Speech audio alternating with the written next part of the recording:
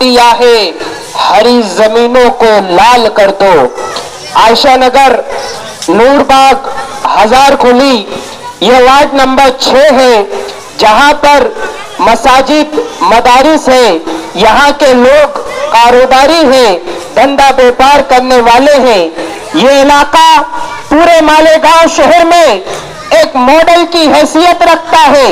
इस वार्ड की मिसाल पूरे मालेगांव शहर में दी जाती है कि अगर कोई वार्ड तरक्की किया है, कोई वार्ड अच्छी तामीर की तरफ बढ़ा है, अगर किसी वार्ड में कोई काम की कमी नहीं रही, तो वो वार्ड नंबर 6 है, जो आपका वार्ड है।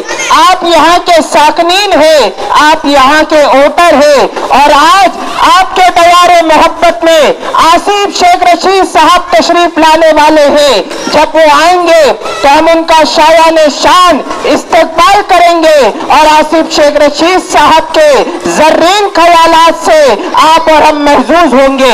मेरे दोस्तों और साथियों, कारपोरेशन का ये इलेक्शन बुनियादी जरूरियात के साथ साथ इस शहर को बचाने का इलेक्शन है।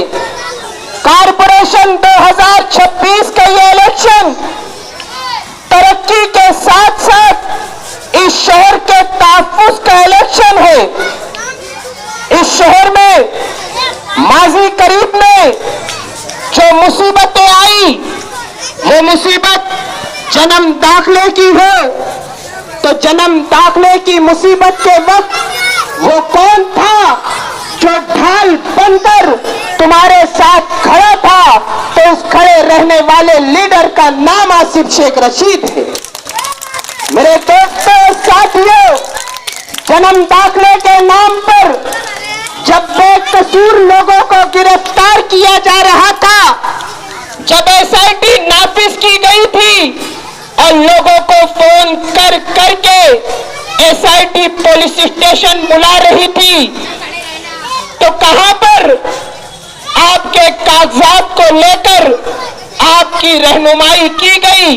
मालेगांव शहर की 2 सियासी ताकतें थी, 2 सियासी दफातर थे, एक इस्लाम पार्टी का शेख रशीद भवन और एक समाजवादी पार्टी की आगरा रोड की ऑफिस, जहां से आसिफ शेख रशीद साहब और मुस्तकीम डिग्निटी साहब की क़यादत में आप लोगों की रहनुमाई करने का काम किया गया।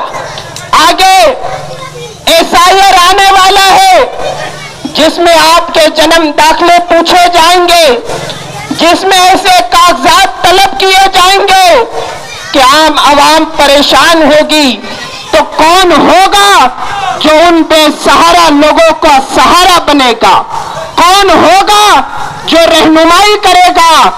तो यकीन जाने कि वो इंशाअल्लाह इस्लाम पार्टी का मेयर होगा, जो मालेगांव शहर की रहनुमाई करेगा। वार्ड नंबर 6 के महबूब